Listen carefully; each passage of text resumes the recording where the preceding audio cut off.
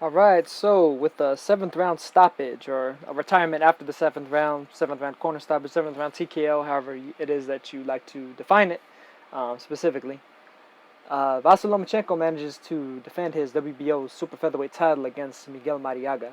And, some of you that may have seen before, I had made a video leading into this fight thinking about Marriaga and his potential as an underdog and being kind of underrated going into this fight. And while I don't think that I was necessarily completely wrong with regard to my making that video. To a certain degree, I kind of was. In large part, Vasyl Lomachenko came on after a few rounds, and it seemed like he appeared to kind of mentally drain Marriaga after a while. But I'll get to that in a second, simply because of the fact that I'm not sure if Marriaga was really in necessarily the best shape in this fight, or at least he didn't appear as though that he was to me. I think that compared to the way he looked against Oscar Valdez, and I'm saying that independently of the way that Valdez kind of looked as well, and the way he was kind of forced Valdez into his fight. I think that just generally speaking, he looked a little bit more viable as a competitor, from a competitive standpoint, from a stamina and endurance standpoint. But basically, for what it's worth, the first couple of rounds, I actually scored to Marriaga. And as a matter of fact, I actually even think that up until the knockdown that Lomachenko, or actually at least besides the knockdown that Lomachenko scored in the third round, that Marriaga could have actually wound up winning that one as well. I thought that the knockdown that Lomachenko scored kind of gave him a 3-point swing in his favor, basically. The fourth round was a little bit of an even round. That one to me could have gone either way. But that's the round where it seemed like Lomachenko started to take a little bit more control. But getting back to the first couple of rounds, a big part of the reason why I scored him from Marriaga is simply because of the fact that Lomachenko he really didn't throw very much at all in the first round. It seemed like I guess he was trying to get a beat on exactly what Marriaga was going to do, what angles he was going to throw at, what angles he was going to be moving at. And for that sake, I mean, Lomachenko pretty much didn't do very much in the first round. Incidentally, it actually kind of reminds me of the first round of Guillermo Rigondeaux versus Moises Flores. And, of course, Rigondeaux is a guy that gets brought up very frequently with regard to Lomachenko.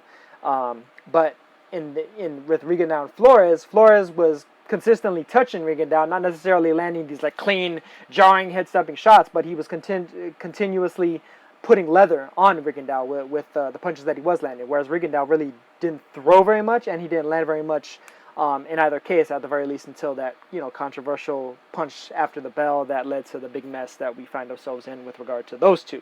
But basically, Marriaga was able to kind of lead. He was able to land some pretty good body shots, pretty good uppercuts to the body in particular, even from all the way outside. But something that Lomachenko was doing fairly cleverly from the very first round, from the very first bell, was he was putting a lot of pressure on Marriaga. He was pushing him backwards. So it's like he wasn't allowing Marriaga to get forward momentum on his shots. And it's kind of funny because it actually reminds me of a tactic that Kelly Pavlik used years ago, back when he fought against Edison Miranda. Because, of course, Edison Miranda was known for being a murderous puncher going into that fight especially. Albeit not from a lower weight the way that Marriaga was here, but still, a very dangerous opponent. At the very least, a more dangerous opponent as it looked compared to Marriaga versus Lomachenko. But long story short, Kelly Pavlik pushed Miranda back from the very opening bell. And so even when Miranda was able to land on Pavlik, he didn't have really like full forward momentum. He didn't really have leverage on those shots. So even though Miranda is still a very hard puncher, he wasn't landing with that full power that people had known him to have and would even continuously know him to have after that fight. Even after that fight, he showed a crap ton of power. He wound up actually winning knockout of the year when he knocked out what was that guy's name? Bryant something or other. I think it was what dude's name was. He competed on the Contender. I can't think of it off the top of my head, but for what it's worth, Pavlik, he used a good tactic in pushing him back. Lomachenko used that same tactic here against Marriaga. He pushed him straight back. Valdez incidentally allowed Marriaga to kind of press him, and I think that made life a lot more difficult for him than it otherwise could have been. Same actually for Nicholas Walters too, and for his initial loss, Marriaga's. But Lomachenko did a good job, pushing him backwards. So Marriaga, even though he was landing on Lomachenko those first couple of rounds, He wasn't necessarily landing with full power. Marriaga was actually showing pretty good defense as well. Showing kind of that awkwardness about him that I had mentioned before, almost like that awkwardness in the way he kind of moves his shoulders and his head and his torso and everything, almost somewhat akin to Marcos Maidana, as I have compared him to in the past. What he somewhat lacked, that I thought that he might show a little bit more of, was that Orlando Salido-esqueness, that style where he was able to hide his punches a little bit better. Where Salido, even though he's not as big of a puncher as Marriaga, he's able to hide his punches better, and he's able to land in a more sneaky way so that it lands more clean, and so more of the power actually gets delivered from those punches. But yeah, Marriaga, just being pushed on the back foot, it showed that he's not quite the same fighter when he's pushed backwards as opposed to when he's coming forwards. I also do kind of wonder if Marriaga may have not necessarily had the best camp going for this fight, simply because of the fact that, of course, at 130 pounds, this isn't his normal weight class. He normally fights at 126, and even against Oscar Valdez, he only weighed in, I think, on fight night at 132. So, he's not a guy that rehydrates a ton like most fighters do. Like even Lomachenko is regularly in the high 130s for his recent fights at the very least. I think Lomachenko is starting to grow up into and out of weight classes now. It appears like he's at the very least bulking up from where he used to fight as an amateur, where he used to fight same day weigh-ins, 3 rounds at 132 pounds. Now he's starting to like really grow into more of like a healthy size super featherweight / lightweight, as opposed to a featherweight where he initially started. And in that sense, I think that not only did he look big in there compared to Marriaga, and compared to the definition that the two of them had in comparison to their overall size and everything, but he looked very strong as well. And he's proven himself to be very strong in the past. All you got to do is look at some of the recent fights, not even just Roman Martinez and Jason Sosa, but even his fight against Gary Russell Jr., where Gary Russell, I think, was able to kind of hang with Lomachenko in a tactical and a technical sense, but he wasn't able to hang with Lomachenko in the physical sense. Vasyl was able to kind of bully him, and the bodywork especially paid huge dividends in that fight. And it actually wound up paying big dividends in this fight too, because it seemed like after the first couple of rounds, Lomachenko started to target the body. He would shoot his jab, of course, from the southpaw stance. He'd shoot the right jab and then come around it a lot to the body. Some of the shots legal, some of them not. There was a number of times where he landed on the back of Marriaga. He would land like on his kidneys and everything. Marriaga would even complain to the ref, but I don't know. Jack Reese was full of shit as far as I'm concerned, because he was acting like Marriaga was like turning his body, but he really wasn't. Lomachenko would, lunge forward and then he would hit him straight up like in the kidneys. But that's be that as it may. That's kind of part of fighting, incidentally. And Marriaga landed a couple of shots, that were slightly suspect. Maybe not as many as Lomachenko's, but maybe that's something that Lomachenko, I guess, feels like he learned from Salido. Even though I think, and I've said in the past, and not only do I think, I actually know that the narrative with regard to Salido hitting him low 1,000 times or however many Jim Lampley has decided that the number actually is absolute bullshit. It's outright bullshit. It's not true. It's fake news. It's false. It's a false narrative completely. There was a few, borderline and or low shots, significantly low shots, but those were very few and far between, and also very late in the fight after Salido had gotten enough of a lead that he should have, had a completely conclusive decision win by that point. He had won like 9 rounds in a row, but. Aside from that, Lomachenko, like I said, he started going to the body well, was able to knock down Marriaga in the 3rd round, of course, scored a second knockdown in the 7th round. And those knockdowns really, they didn't look like they were like hurting blows where it's like Marriaga was really badly hurt at the time that he knocked him down.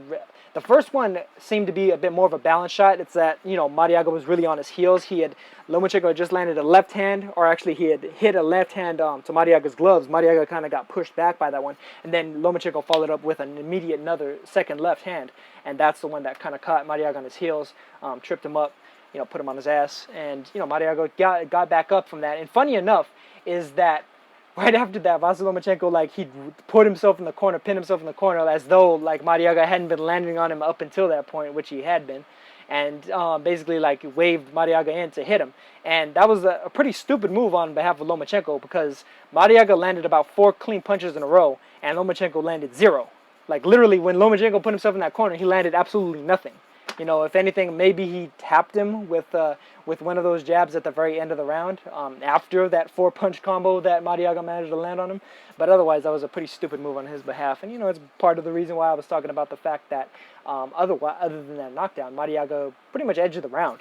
But as it went into the fifth and the sixth, it seemed like the body work was paying more dividends for Lomachenko, and the possibility of Marriaga maybe not having the best camp because the weight 130 pounds is easy for him to make, and or because, you know, he was brought in on relatively late notice, didn't necessarily have the, you know, the full 8 to 10 week training camp that most elite fighters normally have.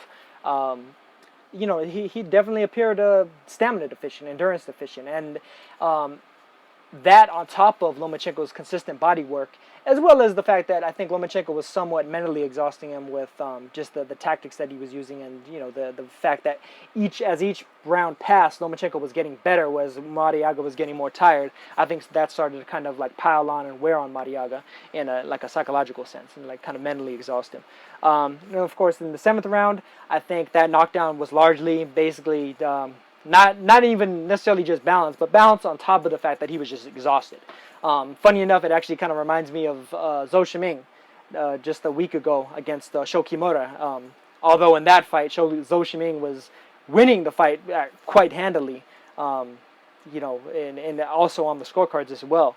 And Sho Kimura just basically exhausted him. You know, just the constant pressure, the constant work rate, the constant body shots, and also the fact that Zhou Shiming may not have necessarily been in the best conditioning for that fight because of, you know, his head being all over the place with him promoting and managing and selling the tickets and doing the entire event all himself, all the paperwork and all the business-minded stuff. You know, Kimura managed to take advantage of that, drain his stamina, drain his gas tank, and take him out before it got too late for him to do so. In this case, of course, Lomachenko was definitely ahead in the midst of when he managed to basically exhaust Marriaga to the extent where Marriaga, you could see even as the corner was stopping at, Marriaga was like sucking wind, like he was done. It was like, you know, like a marathon runner at the end of a marathon. You know, he just didn't have the stamina to keep on going. But so I mean, all that said, I do still think this is a solid win for Vasyl Lomachenko, even though it does sound like I'm kind of taken away from the win to a certain degree. You know, I did see the better tactics from him in this fight, because whereas with his recent opponents, with Sosa, Walters, Martinez, and some of the other guys that most people don't even remember their names, Kosica, Rodriguez, etc., Lomachenko, instead of utilizing all these bullshit tricks and, you know, jumping around and then putting his chin out there and like almost like in a faux headbutt motion, you know, like saying like, oh, you can't hit me, I'm going to throw my chin out in front of me instead of a punch, you know, like as though my head is another glove.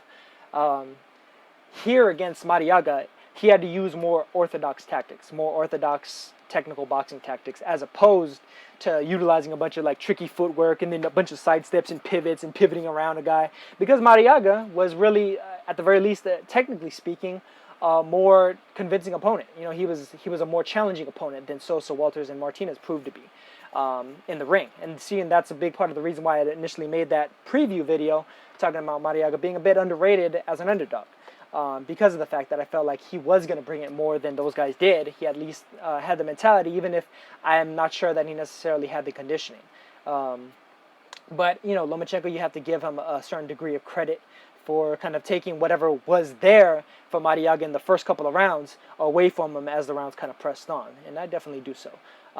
You know, kind of similar to Gary Russell. You know, I thought Gary Russell was doing pretty well in the early and mid rounds, and then Lomachenko kind of ran away with it a bit. He started racking up a couple of rounds as opposed to Russell's one here and there.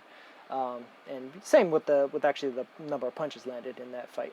But pretty much this, along with the Gary Russell win, as far as I'm concerned, are the two best wins of Lomachenko's career.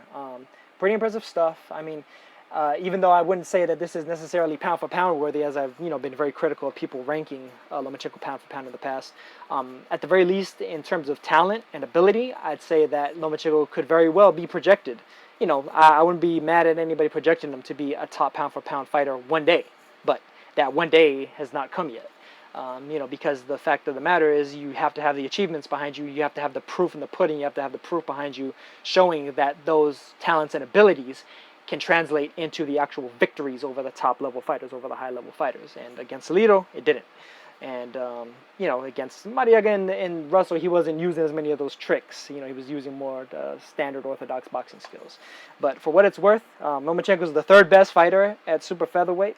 Hopefully get him in there with Jesús Corrales since Burchelt is recently injured, and or Corrales or Salido. Either way, I'm done with this one, and I'll catch you guys on the next one. Peace.